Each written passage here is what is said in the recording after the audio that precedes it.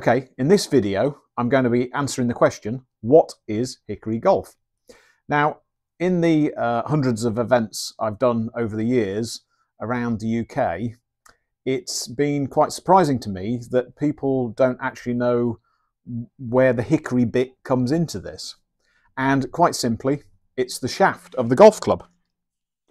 So before 1929 in the UK, and before 1925 in America, all golf clubs for competition play had to have wooden shafts. And going back hundreds of years, when golf was first established in Scotland, they used a different wood from hickory. What they actually used, probably more than anything else, is ash. Okay, so ash can be determined because it has long ribbons of grain that all join up. You can see here what's called the V's, or sometimes that's called the rows, but that's essentially, if I turn that end on, you can see that this black line, the grain infill, is a continuous line, and it's obviously, it might be bent or it might be straight, but you can actually see the whole a line running horizontally there. Now, if I pick up a hickory shafted club, hickory doesn't exhibit that same grain pattern. Now, it might look a bit similar to the untrained eye, but what you see is very disjointed bits of the grain running through the shaft. And what actually was found, now hickory comes from North America. You've got typically what's called the hickory belt, which is the Carolinas, Tennessee, and hickory started coming into Great Britain in the very early 1700s. And typically it had been placed, large logs of it had been placed in the holds of ships to act as ballast. And when those ships got back to the UK, the various craftsmen, tradesmen would look at this wood and say, well, I wonder what that's good for. And what they found it was particularly good for was things like tool handles, that had been traditionally ash, and they found that it was a very strong wood. And what particularly caused golf club makers of the time to get excited about it was what was called the torsional stiffness of hickory. So that's as the twisting strength of it was much better than the indigenous ash. Now, you might read in some textbooks that hickory was first used in golf clubs round about 1830. We now know, believe, that it was actually used probably from as early as about 1750, but that isn't an exact hard and fast date, and perhaps if some other old ancient clubs come to light, we might, as golf historians, revise that date. But anyway, hickory was the most popular wood for golf club shafts, certainly from the early 1800s through to the late 1920s and stretching into the early 1930s. Now, if you are somebody who is playing in certain hickory golf competitions, you may find that they have a dateline rule which says you can only use clubs made before 1935. Now, in another video, I will probably give some pointers as to what clubs actually meet that date line and which don't. But generally, what that means is some competitions only allow original, authentic clubs made nearly 100 years ago, and whereas some competitions actually allow clubs that have been made recently with modern grown hickory. And I can or will do at some point, actually do a short video just showing the differences.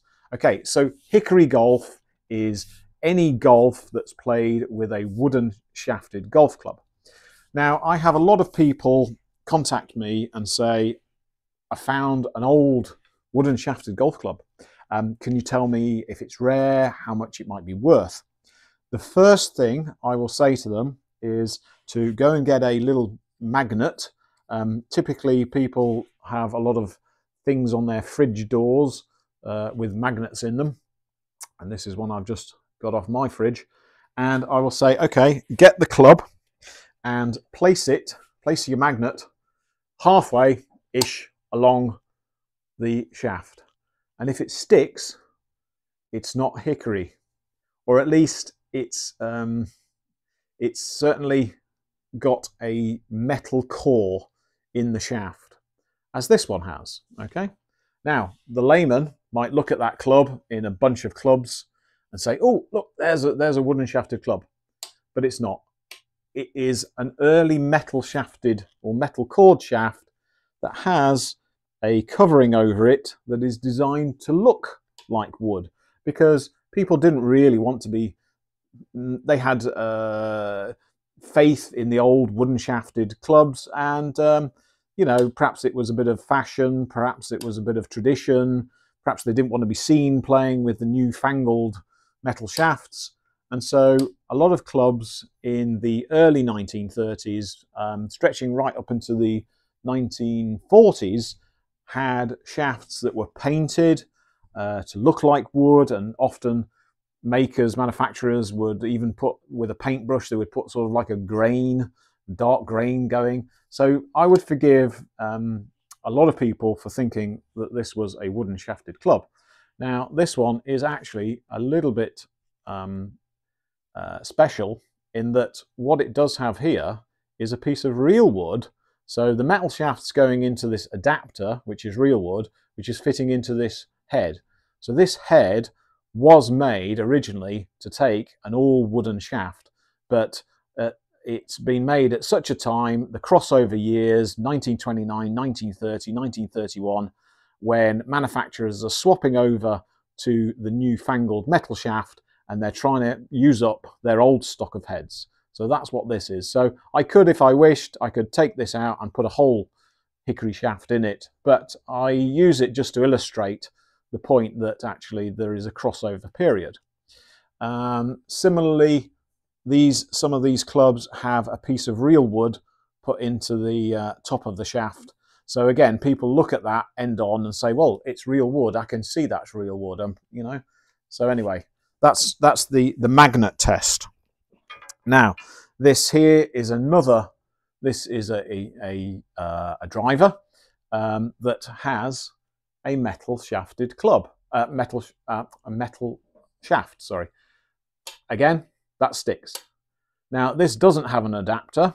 You tend not to find adapters on the woods, but again, this has a very sort of lined grain running along it, and would fool quite a lot of novice or just starting out collectors.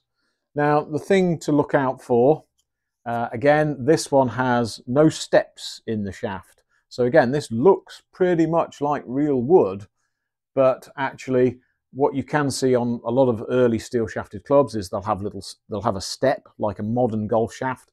Every sort of 4-5 inches, it will narrow down as it gets nearer the head. Equally, what you can see on a lot of woods is where the shaft here is poking out the bottom of the head, you will see a ring of metal, which is a giveaway. Another giveaway with woods is here, there is actually usually a screw, a small screw that was fitted and pierced the metal shaft. Here, this one actually has a wooden plug. So again, if I'd said to somebody, well, does it have a screw in the neck? They'd look at that and say, no, can't see a screw in the neck. But this little tiny circular wooden plug gives away the fact that there is a screw under there. Okay, so that's two metal shafted clubs. So we're predominantly concerned here with clubs that have wooden shafts. And what I have actually witnessed, certainly in the time that I've been collecting and playing with old golf clubs, is very much, let's say, from the 1970s, when particularly the large collecting society in America and the UK started. People then very much used the term antique golf clubs. They were into antique golf clubs. They were playing antique golf. And actually what has happened over the last certainly 2 decades is the term Hickory Golf has grown up. But that's really associated with the fact that people want to play with these artifacts. What I have seen is the older generation of collectors, let's say from the 1970s, sure, they were golfers, modern golfers for their time, but they were collecting clubs for more their historical value or their aesthetics.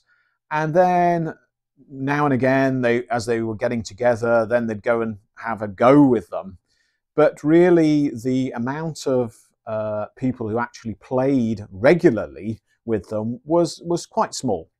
And certainly, again, over the last 2 decades, a lot of people have come to the hobby as players. They might have no other clubs, let's say, in their collection apart from the ones that they play with. And so this series of videos, this Hickory Golf Handbook, is going to be aimed more at the people who are the players. I will be doing a series of videos for the collectors. Myself, I started as a collector, and then after 4 years, I had a go, and then I started my small company, Timewarp Golf, doing Hickory Golf rentals, and I became a collector as well. But I'm very much, sorry, a player as well. I'm very much a collector still at heart. So I hope that's answered the question, what is Hickory Golf? Thanks for watching. If you like this video, please subscribe or press the like button. I'm sure you hear that a lot if you watch YouTube videos, but it matters to us content creators, because it means that our videos will be seen and promoted more by YouTube and will be seen and benefit more people. Thank you. Bye.